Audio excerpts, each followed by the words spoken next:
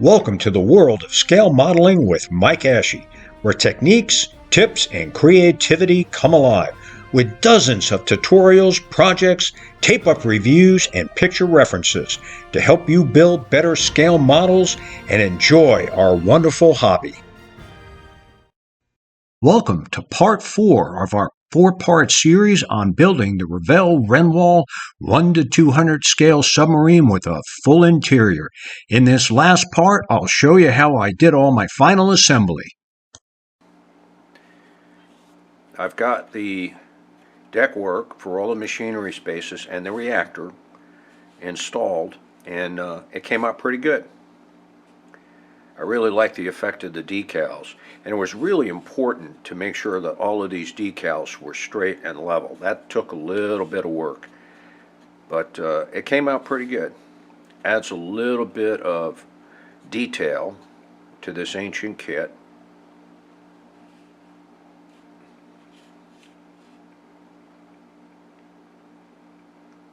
And next up will be the sail area, and I'll show you what that looks like once I get it done.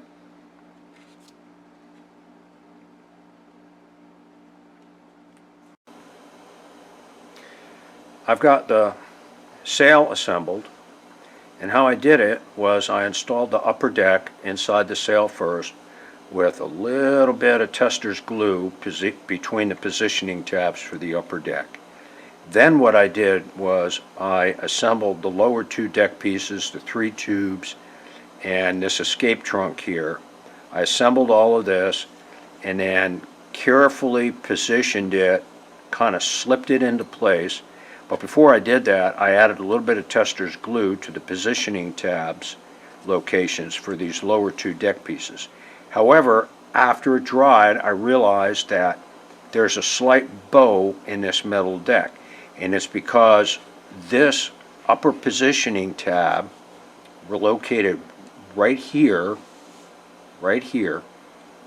needs to be up a little further, but it's too late now. And I just wanted to point that out to you in case when you build this you have the same problem. You didn't do anything wrong. The problem is the positioning tabs are not located correctly.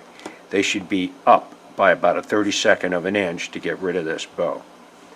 The last thing I did was I put this part in place, and if you rest it on its positioning tabs that are right there, it's going to be skewed down. So what you need to do is push it up so that it looks a little more level. It's still not perfectly level, but it's better than it was. So again, there's only so much you can do with a kit that's 70 years old. But once I get it done, it'll look pretty good. So up next, I'm going to talk about the deck assembly areas here and the deck and the torpedo room assembly. So I'll be back with you in just a minute.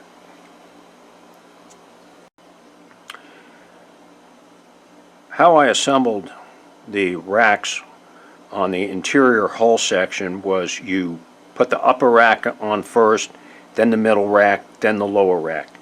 The torpedoes can be positioned anywhere along these racks as long as they look approximately like this, but you need to make sure that all torpedoes are in the same location. And I glued them in place with white glue. So they look pretty good. Now, on the aft bulkhead for the torpedo room, there's a problem. This piece back here needs to be out a little bit more so that it's level. These torpedo racks are level, and this gangway plank is also level, but this is not. And you can see how it's off just a little bit. It's about a 32nd of an inch. But it's the best you can do on it. Again, there's only so much you can do with an old kit like this. The other thing you need to be aware of is the torpedoes need to be far enough out so that it doesn't interfere with the parts on these racks. When I initially installed these, I had the torpedoes too far back and it was a problem. So I had to take them all off and start again. So just be aware of that. So when you put this together, it looks like this. And this will be assembled, and then I'm going to pop it onto the hull. So this came out pretty good. This piece and this piece right here will interfere when you try to slide the lower deck in place if you have this piece glued on to here. And this is what I'm talking about. See how this will slide into place quite nicely, but it won't if this piece, which then goes in here, just like that. So you have to finesse this a little bit, otherwise you're going to have an interference problem. You got the same problem with the upper deck.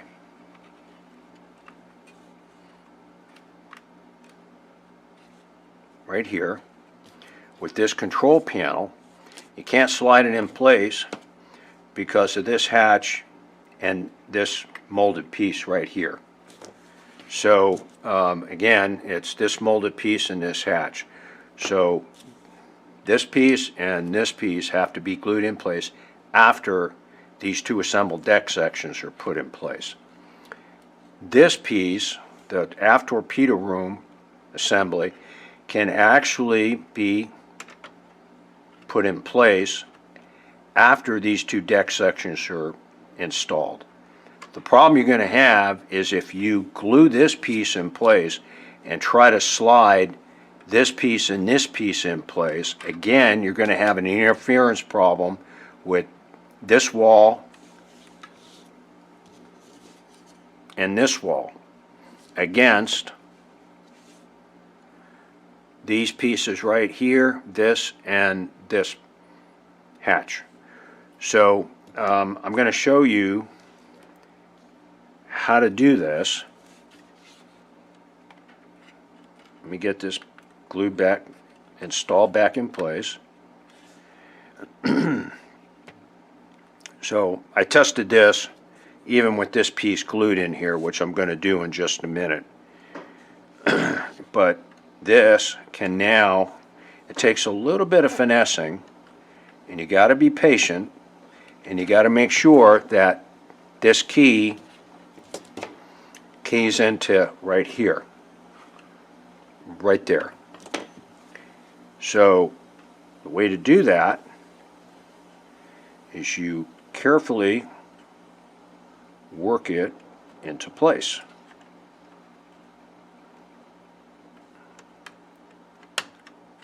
There we go. And then you can, with just tiny drops of super glue on the ends here, and everything will fit into place. And then you can also slide that deck section into place.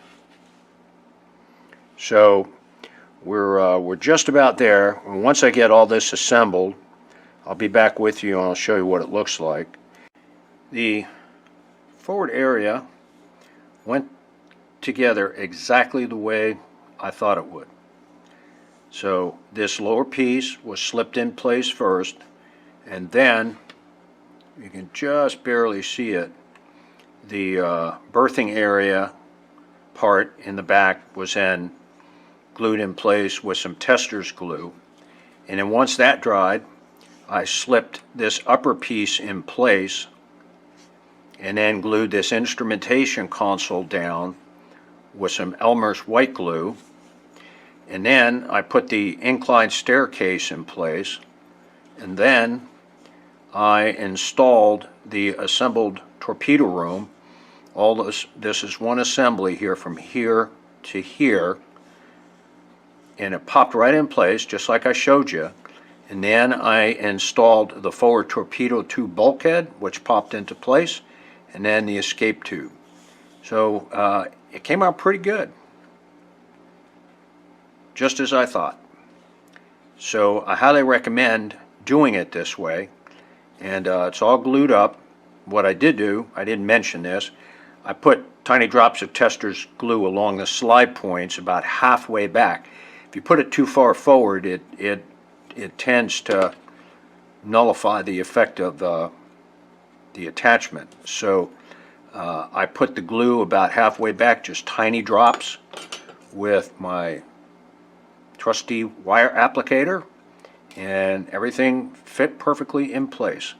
I've got the whole back row of ballistic missile tubes in place, and of course I went ahead and glued 2 more on the front half just to see how it would look, and so far things seem to be lining up okay. It's not perfect, but the thing is, it slips, the middle deck will slip right down on here, so that's important. And I'll pull this back off. And I did mask these areas where the ballistic missile tubes sit into the base, so I didn't have to worry about scraping any paint. But you need to be sure that you scrape the paint off the bottom here, otherwise the Testor's glue won't stick very well, and for that matter neither will super glue if you're using super glue, although I don't recommend it because you need an adjustment period of about 10 seconds or so, which is what the Testor's glue will provide you in order to make sure that it's seated correctly and sitting straight. So with that, we'll go ahead and glue these other 4. I do 2 at a time, let them dry, and as soon as the glue sets a little bit, I slip this on it and check it and make sure, and then when we're done, we'll be ready to go ahead and assemble these last 3 pieces for the ballistic missile section of the submarine. The missile silo assembly is now complete, and it's looking pretty good. One other thing I wanted to mention, there was a hole here, and it looked like there was a part that was supposed to go there, but there's nothing in the instructions and nothing in the kit. So I took a part out of my spare parts box and painted it brass and just popped it over that hole so that it wouldn't look too bad. And the most important thing is to make sure that the center deck slides over the ballistic missile tubes, and it does. So I am ready to go ahead and install these 3 pieces and the cap, which all needs to be done simultaneously, and when I get them installed, I'll show you what it looks like. But we are there. The other thing that I forgot to mention was I've been doing the assembly on this block of wood because it's nice and flat. My table isn't exactly 100% flat, so this helps a great deal. So I highly recommend that you use a small block when you assemble these missile tubes. So I've got the missile silos and the decking installed, and it worked out just the way I thought it would, where I was able to slide all 3 decks in at the same time, and then this top piece was bowed up just a little bit. So what I did was I pushed down here and just put a tiny drop of super glue here and over here, and that worked. The mid-level deck, much to my surprise, this side, like I thought, clamped in real tight because it's got tracks above and below where the deck is supposed to go. I was able to push this side down just a little bit and put a little bit of super glue under here, and that fixed the bow. So it came out pretty good, and I've got the rest of everything assembled, and so what I'm going to do is I'll shoot some still photography and do an introduction, and away we go. So stay tuned for the completed video. It's probably going to be in more than one part because some of the videos are pretty long, but I'm real pleased with how it came out, and I hope that all of the videos that I shot in the interim construction will help you decide to build one of these ancient kits and make it look as good as I did. color selection is fairly important in terms of presentation and how the model looks when it's completed. And I really like the colors, especially the two different shades of green. I was toying with the idea of making the missile silo section decks and bulkheads a different color, but I decided to stick with the zinc chromate color for the missile tubes, and it really looks good. Also, the red inking pen that I used for the edging really sets off the model. The thin white plastic strips that I added to the bunk areas at the headboards of each bed really helps set those areas off and gives it a little bit of color variance between the gray color and the white color. And finally, all the decals that I meticulously cut out and punched out and then carefully applied to the bulkheads, the instrument consoles, and even on the sides of the machinery really help set the model off for a nice visual presentation. Hey everybody, I hope you enjoyed the 4-part series and the techniques that I presented that will turn this old kit into a showstopper. And I forgot to mention in the introduction that this is an actual reissue by Revell with the original Renwal box art. With that, have a great evening and stay tuned to our channel for more great tutorial videos and give us a thumbs up.